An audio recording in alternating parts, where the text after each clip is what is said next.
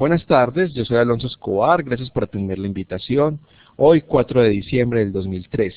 Este espacio es gracias a la Gobernación de Antioquia, a la Secretaría Seccional de Salud y Protección Social y el Programa de Gerencia de Seguridad Alimentaria y Nutricional MANA. El tema para el día de hoy es el fortalecimiento de acciones educativas en desnutrición, en la atención integral de los niños y niñas con desnutrición, tratamiento de los niños con desnutrición grave. El facilitador de la tarde de hoy es el doctor Carlos Bernal. Él es pediatra y va a estar con ustedes durante unos 40-45 minutos explicándoles el tema. Si usted tiene preguntas sobre el tema, por favor apúntenlas, porque finalizada la explicación vamos a tener 15 minutos de preguntas, donde nuestro facilitador, el doctor Carlos Bernal, tratará de responder todas y cada una de ellas. Finalizada el espacio de las preguntas, vamos a colocar un enlace para que por favor registre su asistencia a esta teleconferencia. Las personas que registren la asistencia en el día de hoy y tengan también asistencia el día de ayer, le vamos a dar un certificado de que asistió a estas dos teleconferencias. Muchas gracias por aceptar la invitación. Recordemos que estamos grabando la teleconferencia, por si de pronto la quieren volver a repetir, por si la quieren recomendar a un colega, o por si la quieren, o también para que otras personas que no pueden asistir a este horario la puedan disfrutar. Sean pues todos bienvenidos, los dejo con el doctor Carlos Bernal. Doctor, bienvenido. Bueno, muchas gracias, Alonso. Buenas tardes para todos y para todas. Vamos entonces a empezar. Vamos a hablar del tema de tratamiento de los niños con desnutrición grave. Entonces, empezando por...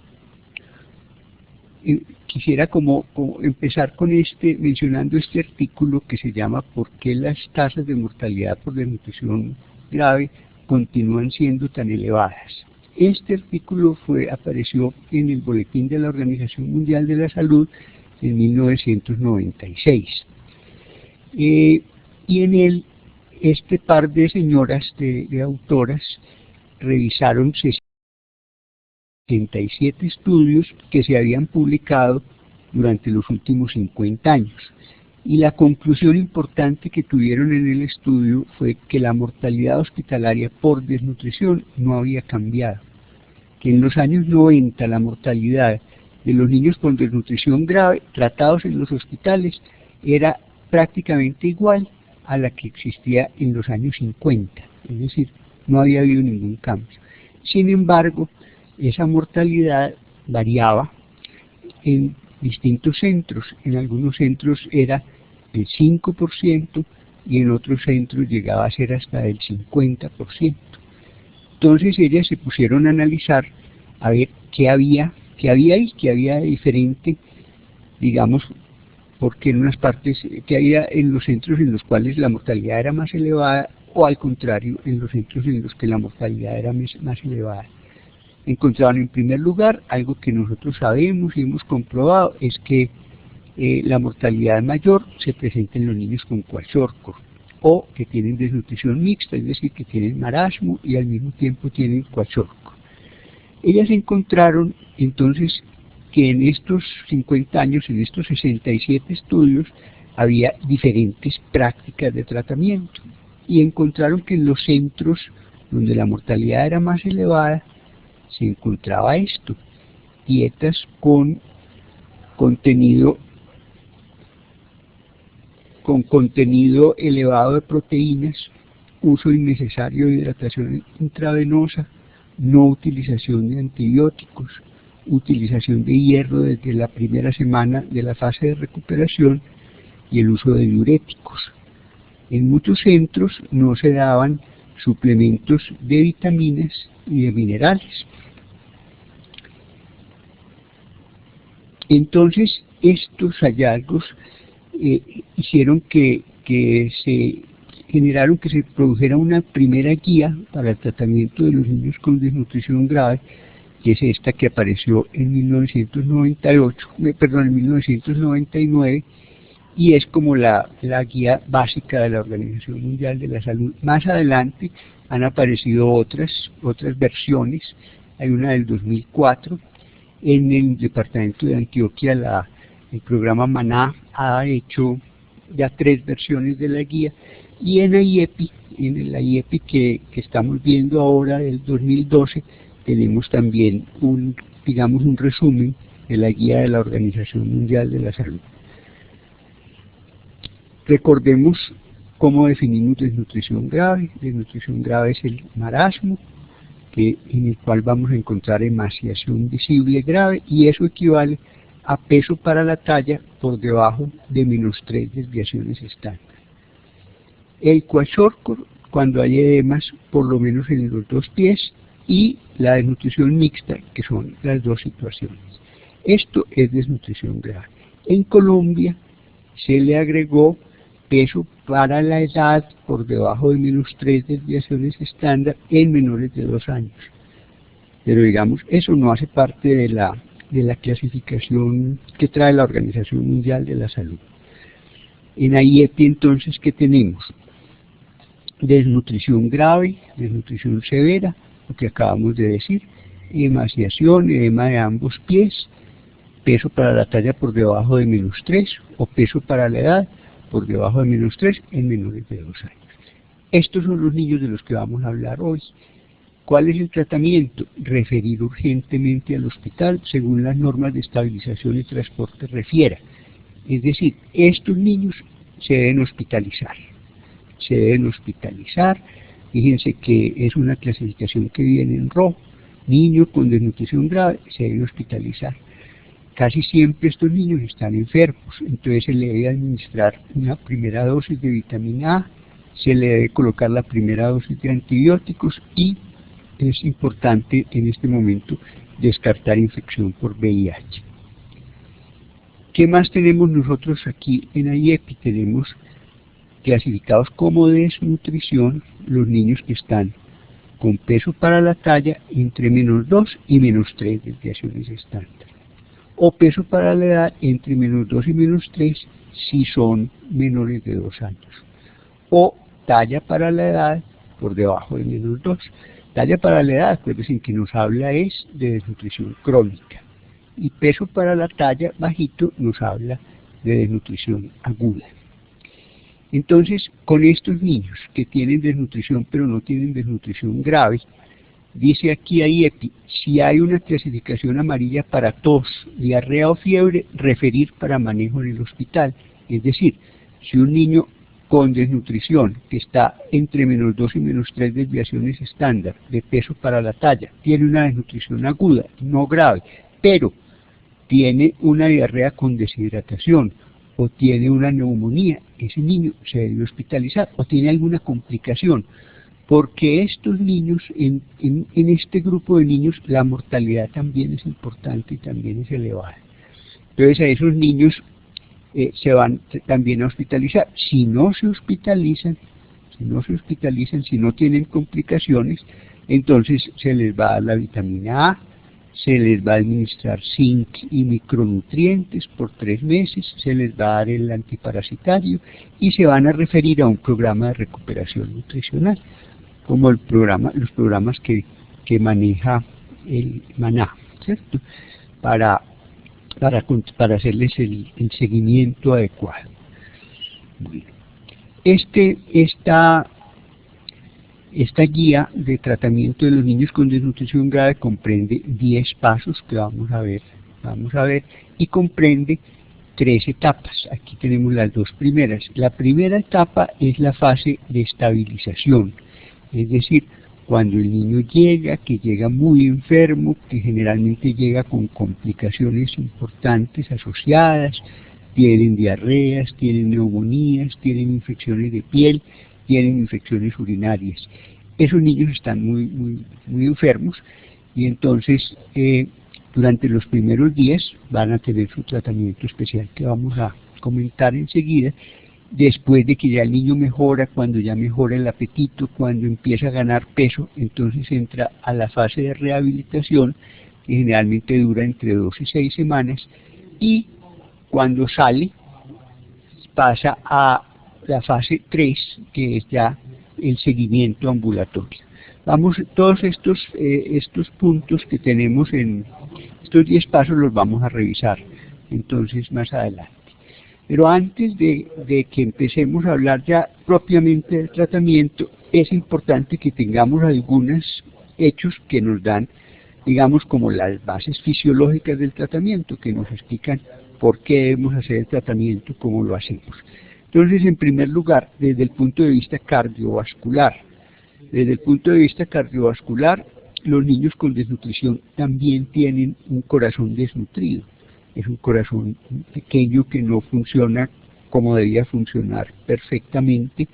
Entonces tienen un bajo gasto cardíaco, tienen presión arterial bajita y, muy importante, cualquier aumento de la volemia puede producir insuficiencia cardíaca. Entonces, esto nos va a hacer que tengamos que ser muy cuidadosos cuando estamos administrando líquidos, porque se nos puede ir la mano fácilmente y hacer una falla cardíaca. Pero también cualquier disminución de la volemia va a agravar la mala perfusión que tienen los tejidos. Entonces, eso se refleja en el tratamiento. Si el niño está deshidratado, debe hidratarse más lentamente. No podemos sobrecargar este aparato cardiovascular que no funciona bien, que está debilitado, que está desnutrido.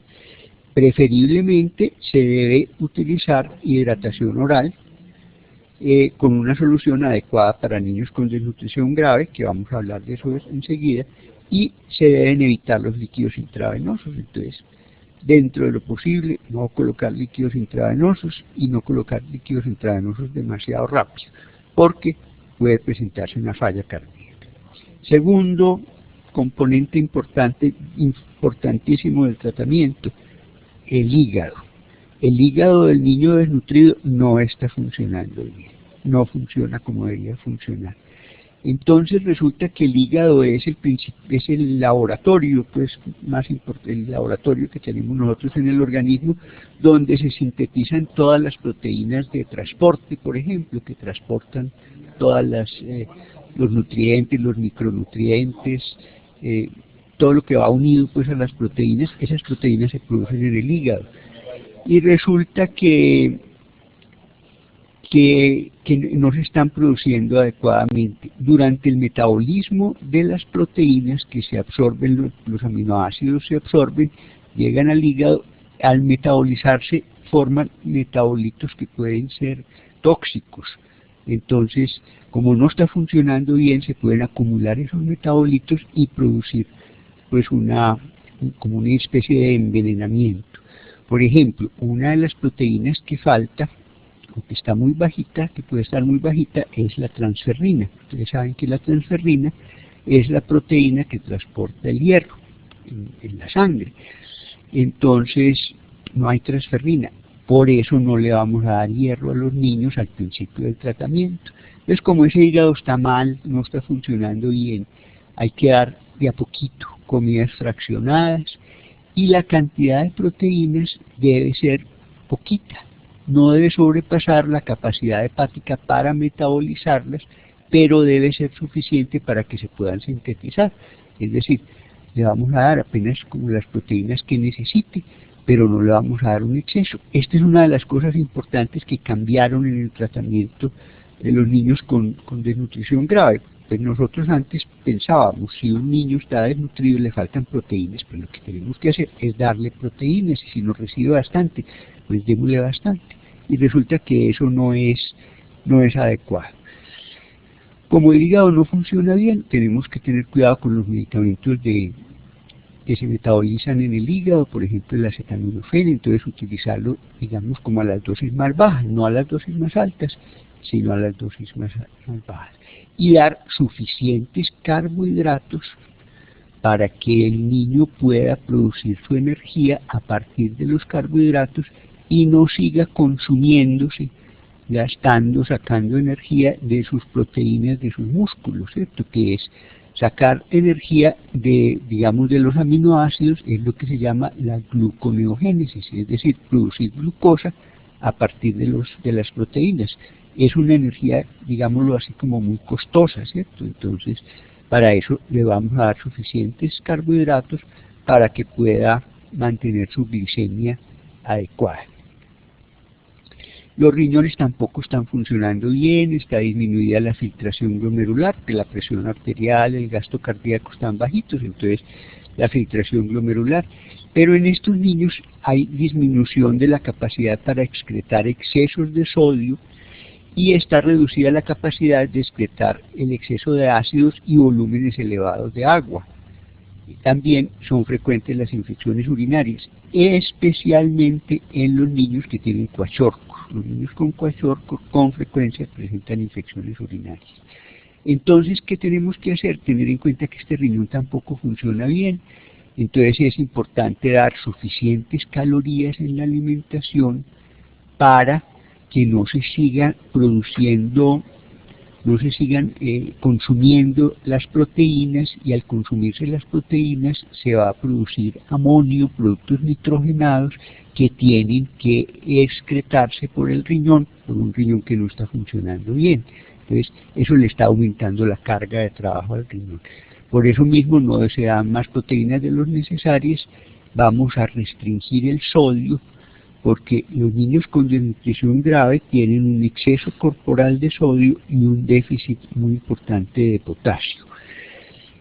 Y vamos a dar el agua que se necesite, pero no excesiva, ¿cierto? Vamos a darle los requerimientos básicos de agua, pero no lo vamos a sobrehidratar, porque ya sabemos qué puede pasar. Desde el punto de vista del tracto gastrointestinal, entonces los niños con desnutrición tienen disminución en la producción de ácido clorhídrico. El ácido clorhídrico pues se produce en el estómago y una de sus funciones es servir también como barrera para la entrada de infecciones. Entonces, normalmente uno tiene muchas bacterias en la boca. Cuando deglute llegan al estómago, en el estómago no hay bacterias, las bacterias son destruidas por el ácido clorhídrico, y ya más abajo en el intestino va aumentando poco a poco la población de bacterias. Entonces resulta que como estos niños no tienen ácido clorhídrico, con frecuencia tienen sobrecrecimiento de bacterias en el intestino delgado, alteraciones importantes de la flora intestinal que van a producir, por ejemplo, diarrea. Estos niños tienen disminución de la motilidad intestinal, atrofia pancreática, como acuérdense que en el páncreas se producen las lipasas, las proteasas, las amilasas, las enzimas, pues para digerir los macronutrientes, y no están bien, entonces no va a haber una buena digestión. Además de eso, hay atrofia de la mucosa intestinal. La mucosa intestinal está desnutrida, por eso hay diarrea con tanta frecuencia. Hay una relación muy importante entre diarrea y desnutrición. Entonces, ¿qué tenemos que hacer? También comidas pequeñas y frecuentes, ¿cierto? El niño tiene un intestinito, un estómago que no funciona, entonces lo que vamos a hacer es darle poquito y frecuente, de poquito y cada ratico. Y como el epitelio intestinal está muy comprometido y hay pues atrofia de la mucosa intestinal, entonces no va a haber suficiente producción de disacaridasas y con frecuencia va a haber intolerancia o dificultades, digamos, en la digestión y absorción de la lactosa. Entonces vamos a dar una alimentación bajita en lactosa, como vamos a ver enseguida cuando hablemos de la alimentación. Bueno, todos los elementos de la inmunidad están disminuidos, hay atrofia de los ganglios linfáticos, de las amígdalas, de las adenoides, está especialmente comprometida la inmunidad celular, porque estos muchachos no tienen no tienen buena mitosis, ¿cierto? No pueden reproducir fácilmente sus células, entonces la inmunidad celular se viene abajo, hay disminución de la inmunoglobulina secretora, hay disminución de la respuesta inmunitaria en la fase aguda y pueden faltar signos de infección como leucocitosis y fiebre. Muy importante, porque estos niños no hacen fiebre, pueden hacer de pronto resultan sépticos y no han hecho fiebre, porque no tienen con qué hacerla, no tienen con qué hacer fiebre, y tampoco hacen leucocitosis. Entonces a veces hemos visto casos de niños con desnutrición grave, no, que tiene el leucograma normal, que tiene el PCR normal, entonces no les colocamos antibióticos. El protocolo recomienda colocarle a todos estos niños que tienen desnutrición grave antibióticos de amplio espectro. Por eso, y hay estudios, y hay suficiente evidencia pues que demuestra que es importante darle antibióticos a todos los niños con desnutrición grave. Bueno, y la célula está enferma, el estrés oxidativo también ha afectado las membranas celulares se vuelven más permeables, la bomba de sodio no está funcionando bien, y esto hace que haya acumulación de sodio dentro de la célula y disminución de potasio y magnesio intracelulares. Entonces, esto contribuye también al edema de los pacientes con Kwashiorkor. Antes nosotros siempre pensábamos que los pacientes con Kwashiorkor, el edema de los pacientes con Kwashiorkor era por hipoproteinemia. Y sí, pues la hipoproteinemia sí es muy importante, pero no es solo por hipoproteinemia, sino por el daño de la membrana celular, por el estrés oxidativo. Entonces el daño de la membrana celular hace que se acumule sodio intracelular y hay edema intracelular. Entonces debemos administrar suplementos de potasio y de magnesio y limitar el aporte de sodio. Muy bien. Entonces vamos a ver ya propiamente, digamos, los 10 pasos, los pasos del tratamiento que habíamos mencionado. Entonces la primera fase, que es estabilización, tratamiento de las complicaciones. Primera cosa que hay que tener en cuenta, primera complicación que hay que tratar y prevenir, es la hipoglicemia. En estos niños con desnutrición grave es muy importante. La hipoglicemia puede ser causa de muerte, la hipoglicemia, y se debe fundamentalmente a la infección. La infección hace que se aumenten los requerimientos, se aumente, por ejemplo, la insulina. La infección hace que se aumente la insulina y no hay de dónde sacar glucosa, ¿cierto? El niño no tiene de dónde sacar glucosa, antes está sacando su energía por ahí de los cuerpos cetónicos y todo eso, y llega una infección y ese es el desastre. Produce hipoglicemia. Los ayunos, estos niños a veces están con ayunos prolongados, llegan, les toca esperar.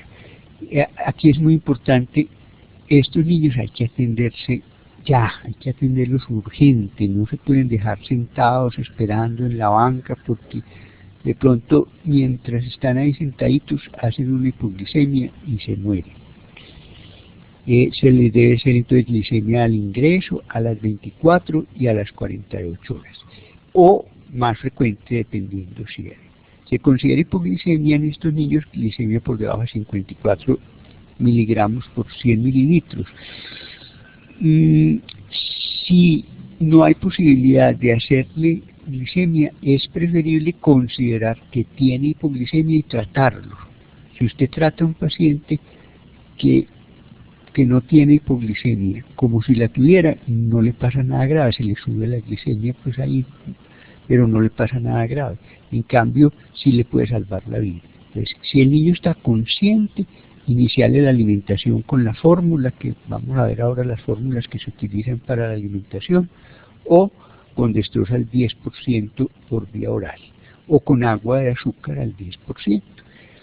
Y si los niños están inconscientes, entonces habría que darles 5 mililitros por kilo de destroza al 10% por vía intravenosa.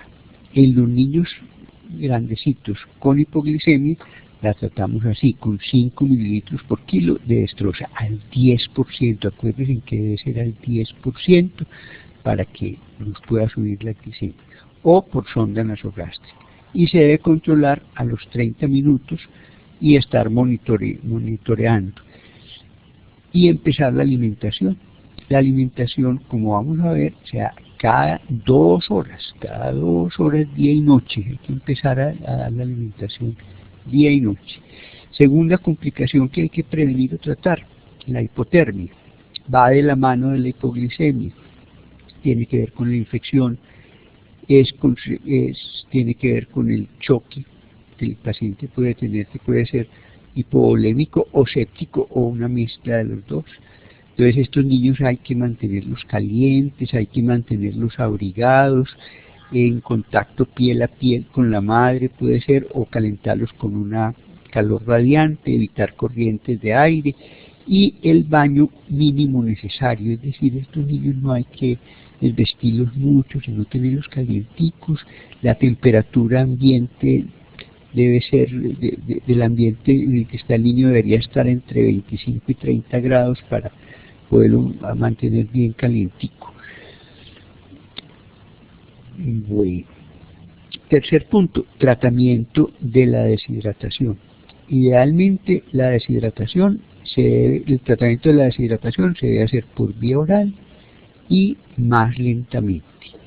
Debemos evitar la hidratación intravenosa por el riesgo de falla cardíaca, que ya tenemos muy claro por qué estos niños tienen un riesgo de falla cardíaca. Y tenemos que tener en cuenta que estos niños tienen un exceso corporal de sodio y un déficit de potasio. Eso no quiere decir que los niños tengan que tener, digamos, una hipernatremia, porque el sodio en exceso que lo tienen es dentro de la célula. Y pueden tener el potasio bajo o normal en el líquido extracelular, pero acuérdense ustedes que el potasio es fundamentalmente intracelular. Entonces, la Organización Mundial de la Salud ha recomendado la utilización de una solución de rehidratación para niños con desnutrición. Y esta solución que tenga mayor cantidad de potasio que la solución estándar. Bueno, si el paciente tiene deshidratación grave o está en choque séptico, acuérdense que no es fácil diferenciar entre un choque hipovolémico y un shock séptico en un niño que está gravemente enfermo, porque en ambos casos usted va a encontrar signos de hipovolemia y además muchos casos son mixtos. Si tenemos un paciente con deshidratación grave, vamos a corregirlo por vía intravenosa. Si está hipovolémico, entonces hay que corregir la volemia y se lo vamos a corregir utilizando lactato de Ringer, la solución de Harman, pero mucho más lentamente de lo que se utiliza en un niño eutrófico. Ustedes en un niño eutrófico pues ponen un bolo de 10, 20 mililitros por kilo rápidamente, en 10 minutos, en 20 minutos. En cambio aquí vamos a poner más despacio, 15 mililitros por kilo en 1 hora y vigilar. Si es necesario, se repite. Mientras se canaliza la vena, se inicia suero oral. Para niños con desnutrición grave, por sonda. La sonda nasogástrica es muy importante en estos niños, tanto para la hidratación como para la alimentación. Si el niño no mejora, usted ya le repitió, no mejora, entonces hay que pensar que el choque es un shock séptico y ya estamos haciendo todas las medidas también para el manejo de la infección. Bueno, quiero referirme con un poco de detalle a esto de la solución de rehidratación oral para niños con malnutrición. Le llaman Resomal o Sorremal, ¿cierto? Solución de rehidratación para niños con malnutrición. Esto fue la propuesta que traía la guía de 1999. Entonces, utilizar una solución que en lugar de tener 90 de sodio que tenía el suero estándar en ese momento, tuviera la mitad. la mitad del sodio, por aquello de que el niño tiene mucho sodio. Y en lugar de tener 20 de potasio que tenía el suero estándar, tuviera el doble, 40 de potasio. Y además tuviera el citrato, que el citrato es una base que trae el suero oral para ayudar a corregir la acidosis. El citrato tuviera la glucosa y de pronto estos micronutrientes, magnesio, zinc y cobre. Bueno, entonces eso es lo que ellos publicaron en ese año 99. Y ese resomal se preparaba o se prepara utilizando un sobre de suero oral del suero de 90 milequivalentes, el suero de antes, digámoslo así, 50 gramos de azúcar, 2 litros de agua y 20 mililitros de una solución concentrada de electrolitos y minerales, que era esta. Esta solución, fíjense ustedes, tiene potasio como cloruro de potasio, pero también tiene potasio como citrato, para no dar tanto cloro. Tiene magnesio y tenía también zinc, cobre, selenio, yodo. Esta solución nosotros la utilizamos en turbo durante varios años, pero no se consigue, entonces hay que mandarla a preparar con preparación magistral y puede ser un poco, y pues no es fácil tenerla. Entonces, para que miremos a ver cuáles como las alternativas. Por otra parte, este resomal preparado así, con esa concentración de sodio,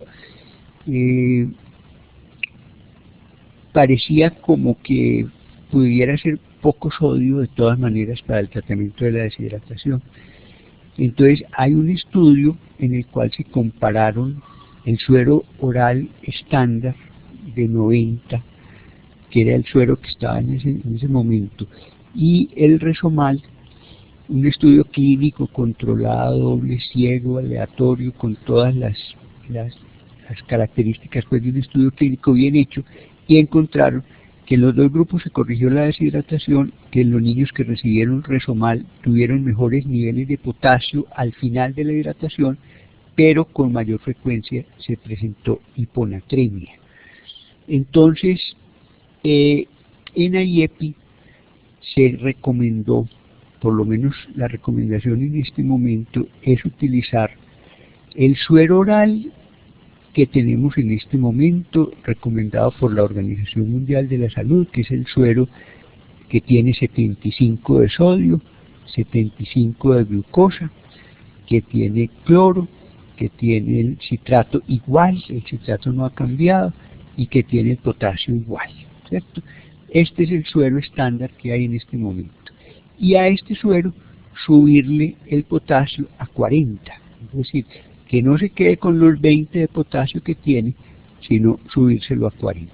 Una forma de subírselo es agregarle 18 mililitros de jarabe de gluconato de potasio, que es muy común, que es el ion K, 18 mililitros para el litro. Y así el suero nos va a quedar con 40 de potasio. Otra alternativa es agregarle 10 centímetros de natrol, el cloruro de potasio que utilizamos para la hidratación venosa. Sin embargo, esto nos elevaría siempre el cloro, porque estamos dando cloruro de potasio. La ventaja que tenemos aquí con el gluconato es que no se nos va a elevar el cloro en la solución, que puede facilitar, digamos, acidosis metabólica. Entonces, en lo práctico, ¿qué podemos hacer? Si utilizamos un sobre de suero oral de 75 milimoles por litro, en 1 litro de agua, y agregarle el gluconato de potasio. Y si estamos utilizando el sobre de suero oral viejo de 90 90 milimoles por litro, entonces lo que hacemos es diluirlo en más agua para rebajar la concentración y así nos va a quedar con 75 de sodio si lo diluimos en 1200 de agua, y a esto agregarle el cloruro de potasio. Eso es básicamente lo que podemos recomendar en este momento, ¿cierto? Sobre esto hay poca evidencia propiamente porque no hay muchos estudios clínicos que permitan dar una evidencia, digamos, como bien, con bastante fortaleza. Entonces tenemos que tener en cuenta lo del exceso corporal de sodio, el déficit de potasio, y a los niños hay que suplementarles potasio, darles un suplemento de potasio durante los primeros días del tratamiento para ayudar a recuperar ese potasio intracelular que está muy depletado. Bueno, siguiente punto, tratamiento de la infección. Se debe tratar la infección. Todos los niños con desnutrición grave se consideran infectados. El protocolo trae estos dos antibióticos de amplio espectro, ampicilina, amicacina, puede ser ampicilina, gentamicina, es básicamente igual, u otros antibióticos dependiendo del criterio clínico. Es decir, si usted, por ejemplo, tiene una paciente en el cual sospecha una infección por estafilococo, pues va a colocar un antibiótico que sea ya adecuado para cubrir el estafilococo, pero en general antibióticos de amplio espectro. Corregir las carencias de micronutrientes, muy importante. Entonces se les va a dar una dosis de vitamina A, se les va a empezar a dar ácido fólico se les da al principio, el primer día 5 miligramos y después 1 miligramo diario, y se les van a dar vitaminas. Y también se les van a dar oligoelementos hasta donde sea posible. Vitamina A en el menor de un año 100.000 unidades, mayor de un año 200.000 unidades. Una sola dosis. En los protocolos iniciales de Maná y en los protocolos iniciales de la OMS se recomendaba una dosis el primer día, otra dosis el segundo día y otra dosis al día 14. Pero la recomendación en este momento es dar una sola dosis, a menos que el niño tenga problemas de córnea, pues de opacidades de córnea por deficiencia de vitamina A. El ácido fólico que habíamos mencionado, y se debe empezar a administrar zinc con vitaminas. Es importante el zinc. Tenemos los otros oligoelementos que habíamos mencionado antes, pero no tenemos productos, digamos, adecuados para suministrar los oligoelementos, y sabemos que fundamentalmente el más importante aquí es el zinc. Entonces se debe dar un producto que tenga zinc y por ahí derecho que tenga vitaminas y que no tenga hierro.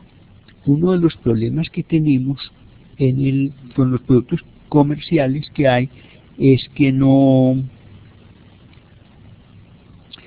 casi todos los multivitamínicos que ustedes consiguen en el comercio tienen hierro.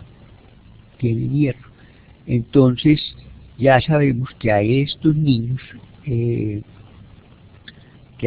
con desnutrición grave al principio del tratamiento no les debemos dar hierro, y ya sabemos por qué, porque no hay quien lo transporte. Entonces, cuando el hierro no hay transferrina para transportar el hierro queda libre, y el hierro libre es muy dañino. El hierro libre produce estrés oxidativo y daño de la membrana celular. Entonces no vamos a dar hierro inicialmente. Entonces podemos utilizar un producto de estos que podemos utilizar zinc solamente o vitaminas, pero no tenemos goticas, por ejemplo, de multivitaminas sin hierro en este momento. Pero sí hay productos que tienen zinc y vitaminas. Hay un producto muy conocido que viene granulado, que tiene zinc, vitamina A, vitamina C y vitaminas del complejo B. A mí me parece que esa sería una buena alternativa para utilizar en esta primera fase del tratamiento. Bueno, En relación con la alimentación debe ser temprana, empezar cada 2 horas, poquito y frecuente, con poquitas proteínas, pero con suficiente aporte de calorías, ¿cierto? Y que se vaya aumentando progresivamente. Entonces se empieza la alimentación con una preparación que se llama fórmula F75, y el 75 es porque tiene 75 kilocalorías por cada 100 mililitros, es decir, siempre tiene bastantes calorías. Pues la leche materna tiene 66, la leche de vaca tiene 50 y pico, entonces este tiene 75 kilocalorías por cada 100 mililitros, pero tiene poquitas proteínas. La leche materna tiene 1,5, la leche de vaca tiene 3,5 gramos, entonces tiene poquitas proteínas. Y se prepara muy fácil, se puede preparar con leche pasteurizada o leche de vaca, azúcar, pan, o en los manuales de Maná, por ejemplo, hay recetas con plátano, con arroz, con muchas cosas. Lo importante es una fuente de almidón ahí. Aceite vegetal, todo esto para dar calorías, el almidón y el aceite. El gluconato de potasio recomendamos agregárselo los primeros días porque estos niños necesitan tener un suplemento de potasio, y agua hasta completar 1000 centímetros. Entonces fíjense ustedes que son 300 mililitros de leche y el resto es pues estos sólidos y agua. O sea que la leche está muy diluida, o sea que es baja en lactosa. Una de las cosas que a nosotros nos ha llamado la atención es casi todos estos niños cuando se hospitalizan tienen diarrea. Pues casi todos, es más del 60%. y con esto la diarrea generalmente se controla fácil. Uno ve pues unas diarreas que se demoran, que se controlan fácil. Bueno, porque es bajita en lactosa. Esto se empieza cada 2 horas, día y noche. Bueno, también se da tratamiento para los helmintos. En los niños, en los menores de 1 año se da en los niños entre 1 y 2 años se da 200 miligramos, y por encima de los 2 años se da la dosis completa. En los menores de 1 año se puede usar el pamoato de pirantel, que se puede usar también como antihelmíntico, y ya los imidazol y con metronidazol, tinidazol, dependiendo de los resultados del coprológico, pero no, digamos así, como de rutina. Bueno, los exámenes de laboratorio, poquitos exámenes de laboratorio. Cuando los niños están en estas condiciones, no debemos chuzarlos mucho, no debemos sacarles mucha sangre, no debemos molestarlos, ¿no? Lo necesario, ¿cierto? Entonces podemos hacer estos exámenes básicos que tenemos aquí en la diapositiva, si hay posibilidades, pues es bueno. Es importante la glicemia, ya dijimos, las infecciones urinarias son frecuentes, la parasitosis es frecuente, entonces los exámenes, otros exámenes no se justifica, por ejemplo, proteínas séricas. ¿Para qué le voy a hacer yo unas proteínas si yo ya sé que las tiene bajitas? Y eso no me va a cambiar el tratamiento. Entonces, aquí más que nunca debemos utilizar el principio de no mandemos exámenes de laboratorio si no me van a cambiar la conducta. Si yo con un examen de laboratorio voy a cambiar la conducta, pues se justifica. Si no, no se justifica. Bueno, hay que tener cuidado con la insuficiencia cardíaca congestiva. Esta es una complicación frecuente por la hidratación y también con las transfusiones, cuando se hacen transfusiones en los niños que tienen anemia y cuando se da alto contenido de sodio. Esta insuficiencia cardíaca se le confunde a uno muy fácil con una neumonía.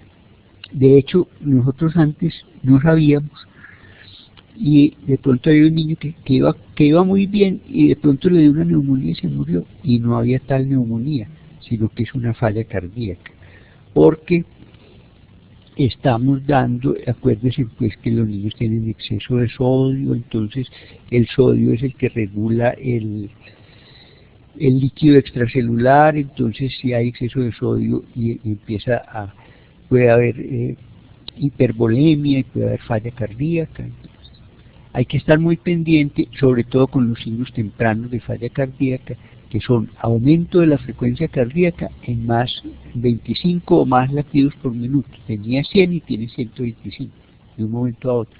O aumento de la frecuencia respiratoria en más de 5 respiraciones por minuto.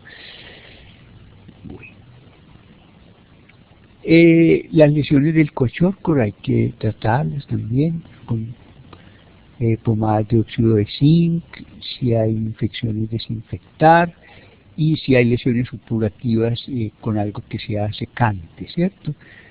Y tratar, la infección siempre se va a tratar. Bueno, la segunda fase del tratamiento, la fase de recuperación, empieza cuando el niño recupera el apetito y cuando empieza a ganar peso. Cuando está ganando por lo menos 5 gramos por kilo por día por 3 días. En ese momento decimos que ya el niño pasó a la segunda fase del tratamiento y vamos a empezar la alimentación con la F100. En este caso, F100 quiere decir 100 kilocalorías por 100 mililitros. Esta ya tiene mucho más proteínas, tiene mucho más calorías y mucho más proteínas, 2,9 gramos de proteínas por cada 100 mililitros. Entonces vamos a empezar con lo mismo que estábamos dando inicialmente, 130 mililitros por kilo por día, con aumento progresivo. Esta es la receta que se puede utilizar al principio, los primeros días con potasio, pero ya después se puede utilizar sin el potasio. Bueno. Esta es una dieta de las dietas que se llama de alta densidad calórica, ¿cierto? Es decir, tiene una kilocaloría por cada centímetro cúbico, por cada mililitro, es alta densidad calórica. Pocos alimentos tienen toda esta densidad calórica, pocos, pues casi nunca la alimentación, digamos, normal. Entonces, por eso estas fórmulas son muy importantes en la recuperación nutricional. No es que le dé cualquier cosa, se le debe dar una dieta que tenga alta densidad calórica. Cuando el niño ya mejora el apetito, entonces se inicia la suplementación con hierro, 2 a 3 miligramos por kilo día de hierro elemental.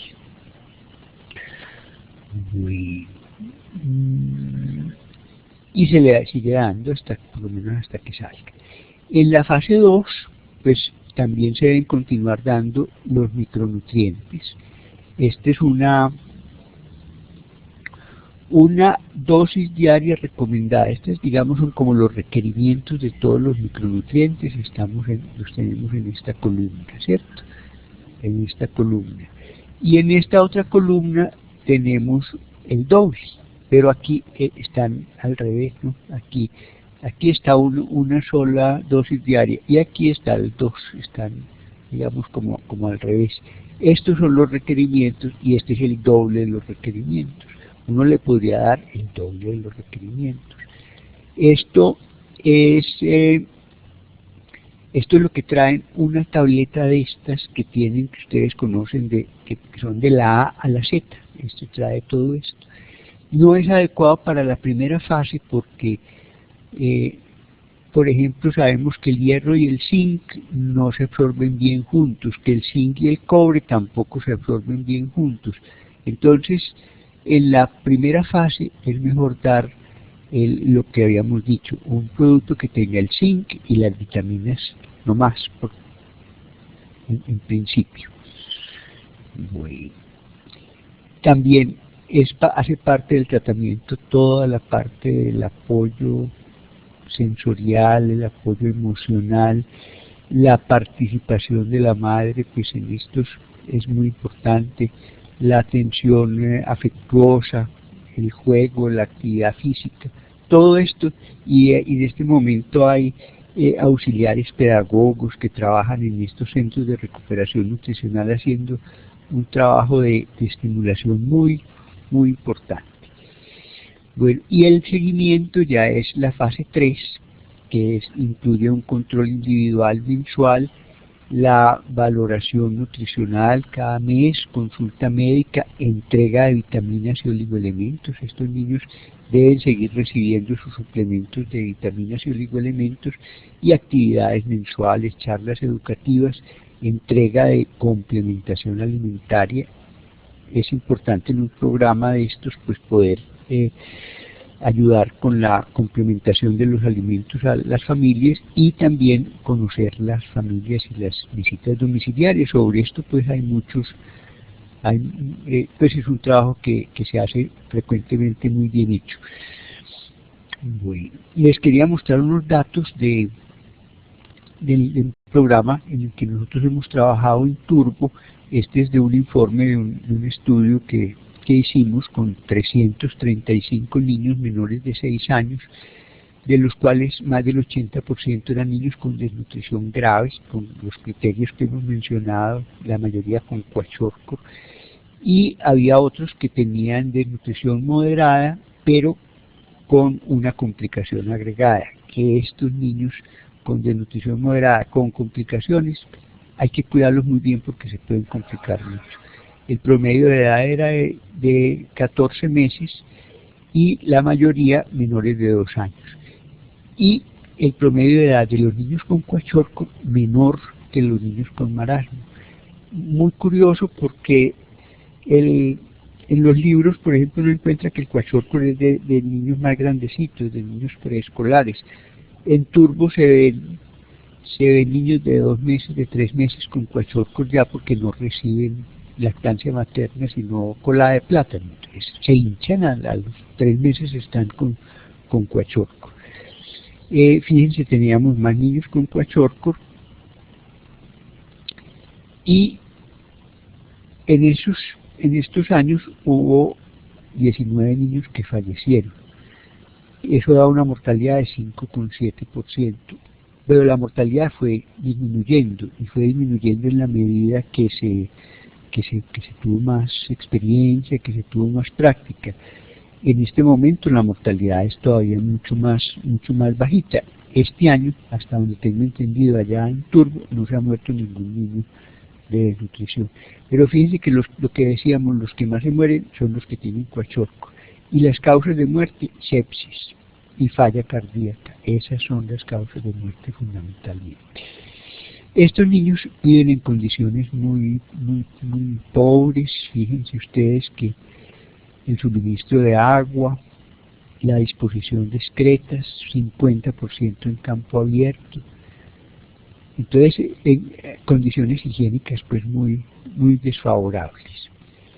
Pero es un tratamiento que produce muchas satisfacciones también, porque los niños están muy graves, y después uno los encuentra así, y entonces es muy satisfactorio. O así, ¿cierto? Este es el mismo niño, y este es el mismo niño 3 semanas después. Entonces, el tratamiento bien hechecito es muy... Estos niños necesitan cuidados intensivos, pero los cuidados intensivos son fundamentalmente humanos, es decir, hay que estar pendientes de ellos, hay que darles la alimentación cada 2 horas. Si no reciben alimentación por la boca, hay que dárselas por sonda nasogástrica. La sonda nasogástrica es necesario utilizar. Ya esta otra, como cambian estos niños, es muy impresionante. Y ustedes saben que la desnutrición está asociada también con la obesidad. El niño desnutrido tiende a volverse obeso también. Ese es otro de los problemas. Bueno, esto era como lo que yo tenía pues para decirles sobre el tratamiento, que es básicamente sobre el tratamiento del niño con desnutrición grave. Entonces, a partir de este momento, ustedes están muy invitados a hacer sus preguntas en el chat. Entonces tenemos una primera pregunta aquí de la Fundación Golondrinas y dice: buenas tardes, un niño con desnutrición aguda no grave, en -2 desviaciones estándar, ¿puede considerarse en fase 2 y se trata siguiendo los lineamientos o pasos de acuerdo a esta fase? Sí, un niño que esté con desnutrición entre -2 y -3, ¿cierto? Entre -2 y -3,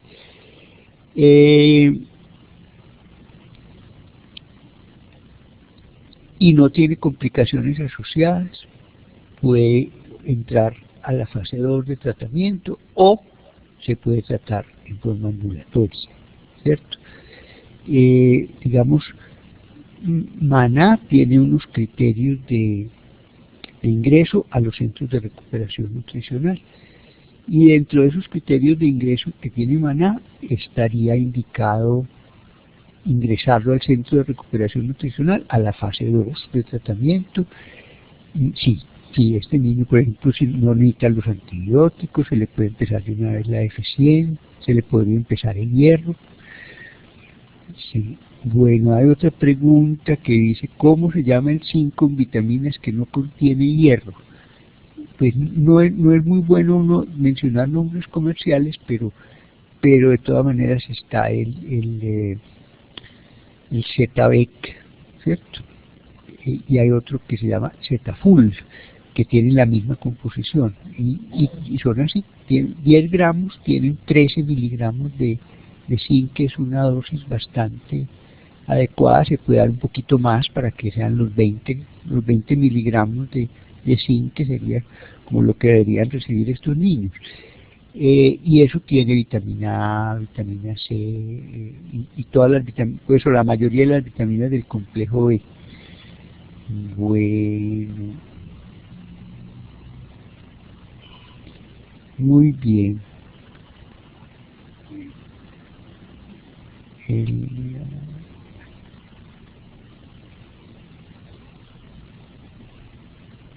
Muy bien. Por aquí dicen que no hay audio. Todos están en esa situación. Porque yo me quedé callado. No, aquí dice, no, aparece que en el hospital de Anorí sí están oyendo, y sí, bueno, sí. Entonces sí se escucha. Muy bien, entonces aquí hay más preguntas. Bueno, a ver, es que esto brinca. Se recomienda adicionar el Zetaful a una de las tomas de fórmula F100. Pues sí, me parece que sí, o inclusive fraccionarlo en varias tomas, puede ser también, sí. Lo importante es asegurarse que el niño lo reciba, ¿cierto? Entonces debe ser en un volumen pequeño, pues, a uno asegurarse que lo reciba, pero sí. Bueno, a ver, ¿qué más preguntas? Si hay audio, yo no escucho muy bien. Bueno, es preferible utilizar Sulzinc, bien en jarabe, porque los mencionados generalmente se mezclan con leche. El calcio y el zinc compiten por absorción. Bueno, esa parte también, es decir, no es propiamente que compitan por absorción, pero el calcio sí, digamos que afecta la absorción del zinc. Pero por ejemplo, la leche es una buena fuente de zinc y tiene pues calcio. El Sulzinc es muy bueno. El Sulzinc es solamente sulfato de zinc, pero está muy indicado en todos los pacientes con diarrea.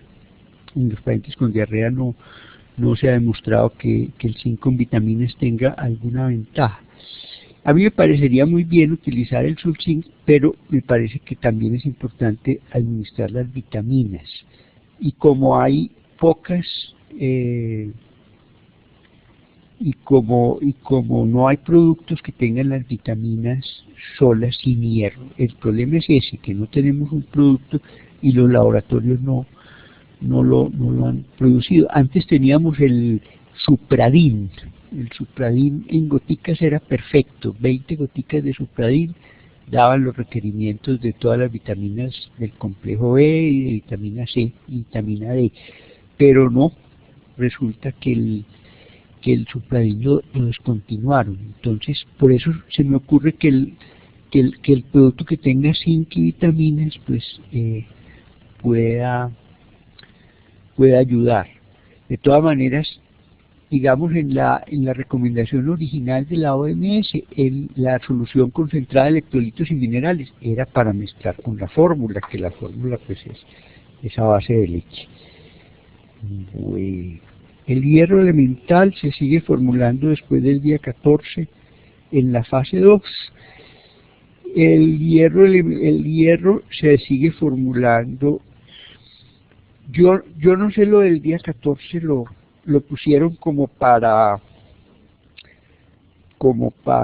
asegurarse de que no se empiece muy rápido el hierro, pero realmente si el niño ya tiene un apetito y está ganando peso, se le puede empezar el hierro desde antes, no hay que esperar hasta el día 14.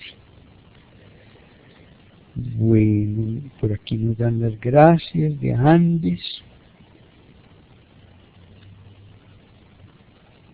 Muy bien.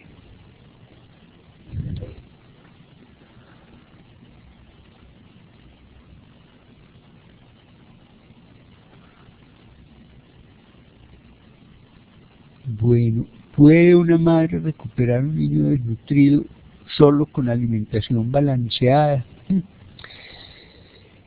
Es decir, depende. Un niño con desnutrición grave, la alimentación de la casa, la alimentación normal, común y corriente, no es adecuada. Un niño con desnutrición grave, un niño que tenga desnutrición no grave, digamos que esté por debajo de esté entre -2 y -3, sí se podría recuperar con una alimentación bien adecuada, bien balanceada, con micronutrientes agregados. Eso sí es importante de pronto agregarle los micronutrientes. A nivel cognitivo, ¿cómo se ve afectado el proceso de aprendizaje en los niños y niñas? ¿Qué secuelas quedan en los niños y niñas que han sufrido de nutrición grave después de un proceso de recuperación?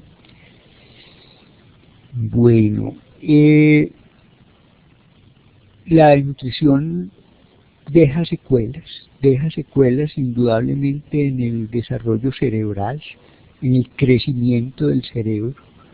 Estos niños van a quedar de todas maneras con desventajas, ¿cierto? Con desventajas en la vida, porque hay cosas que no se recuperan completamente, ¿cierto? Sobre todo la parte cognitiva. Eso se ha estudiado mucho y realmente estos niños que tuvieron desnutrición grave no van a ser probablemente los más inteligentes, pero de todas maneras van a estar mejor de lo que podían haber estado. Sí. Bueno, por aquí. Gracias. Bueno.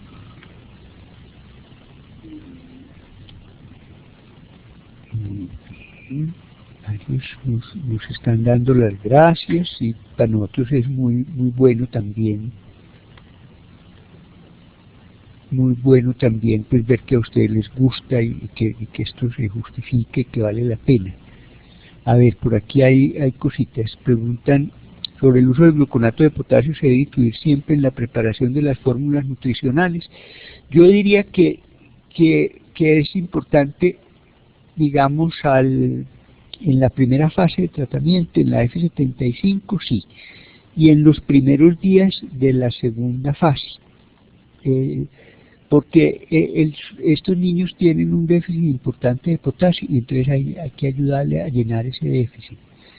Yo creo que ya si se va a quedar mucho tiempo, de pronto uno puede inventar pues como un protocolo, es decir, le voy a colocar el gluconato de potasio durante la fase 1 y los 5 primeros días o los 10 primeros días de la fase 2, y yo creo que quedaría muy bien así. Bueno, dice, el suministro de leche materna exclusiva en menores de 6 meses acompañado del tratamiento farmacológico sería una opción para la recuperación de niños con desnutrición grave, haciéndose uso de los bancos de leche, por ejemplo. El suministro de leche materna exclusiva, pregunta Karen Castañeda, acompañada del tratamiento farmacológico sería una opción. Es decir, en el niño que tiene desnutrición grave,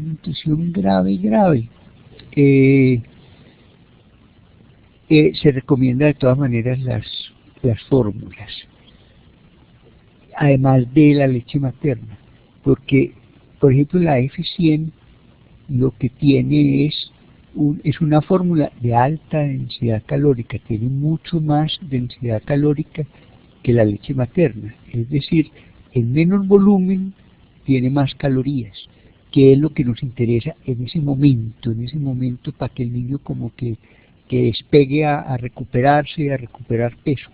Entonces, bueno, un niño que recibe leche materna, digamos, exclusiva, pues no tendría por qué tener una desnutrición grave. Si está con leche materna, se supone que la leche materna es suficiente en los primeros 6 meses, entonces no. Pero lo que menciona Karen, yo creo que es decir, hasta donde yo tengo entendido, es preferible dar siempre la fórmula, ¿cierto? ¿Es posible mandarnos esta presentación al correo para compartirla en el hospital? Pues no sé si esto se puede hacer, o de todas maneras ustedes la pueden mirar según las instrucciones que les dio Alonso ahora, ¿cierto? Porque quedan grabadas en Nacer y se puede entrar. De pronto él les vuelve a explicar ahorita cómo la pueden volver a ver, ¿cierto? Bueno, por aquí nos dan las gracias. Dice, un niño a los 8 años que esté bajo de peso se considera desnutrido y puede recuperarse.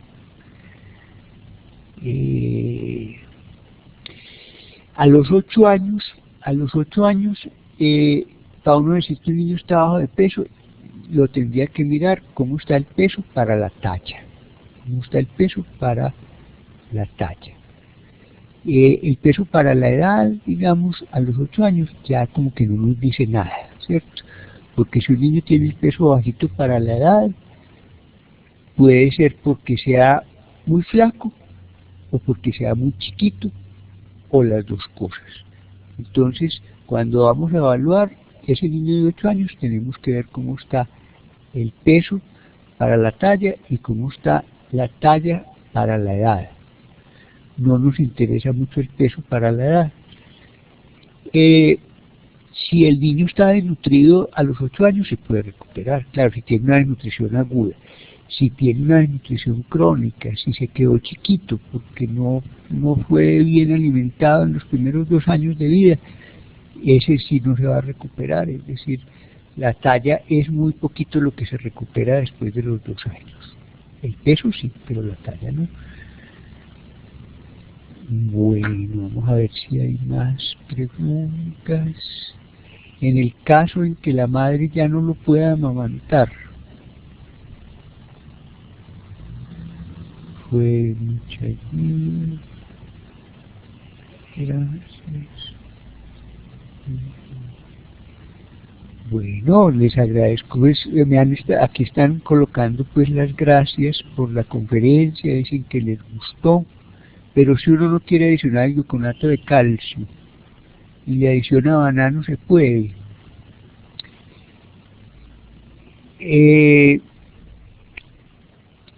No hay gluconato de calcio, sino gluconato de potasio, primero, ¿cierto? Ojo, porque no le debemos agregar gluconato de calcio, sino de potasio. Y lo del banano, pues a mí me parece interesante, sobre todo en la fase 2, ¿cierto?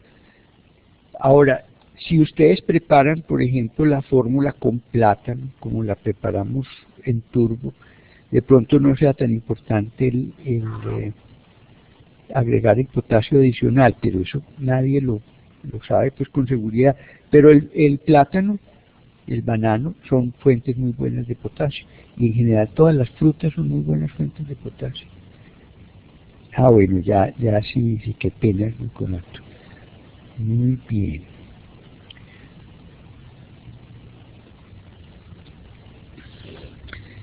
¿Qué desparasitante se le da a un niño de 5 años que no está desnutrido, peso 18 kilos? Se le da albendazol. El albendazol se le da a todo, pues digamos el que trae IEPI para uso, digamos así, general, albendazol, una dosis completa, el frasquito del sobrecito completo, que son 400 miligramos.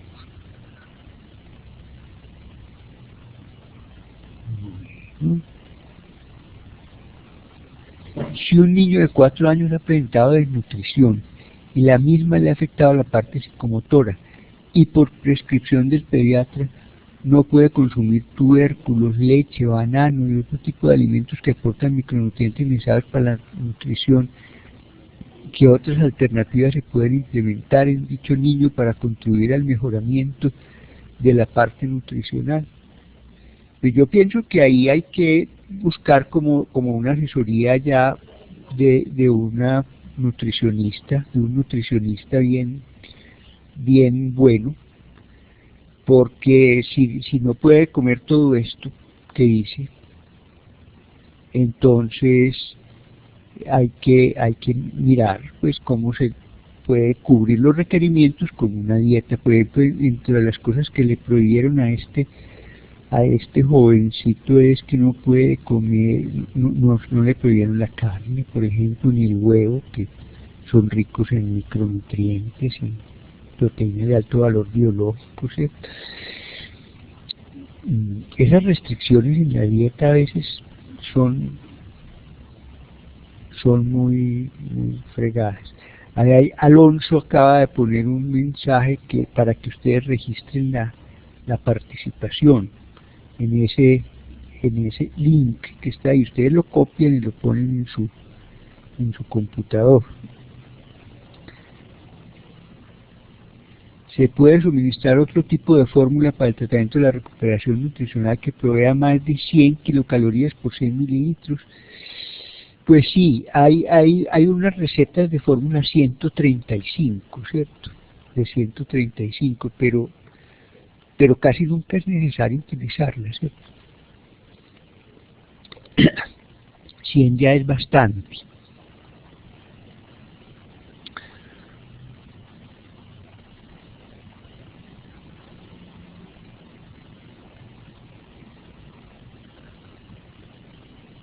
Muy bien. Bueno,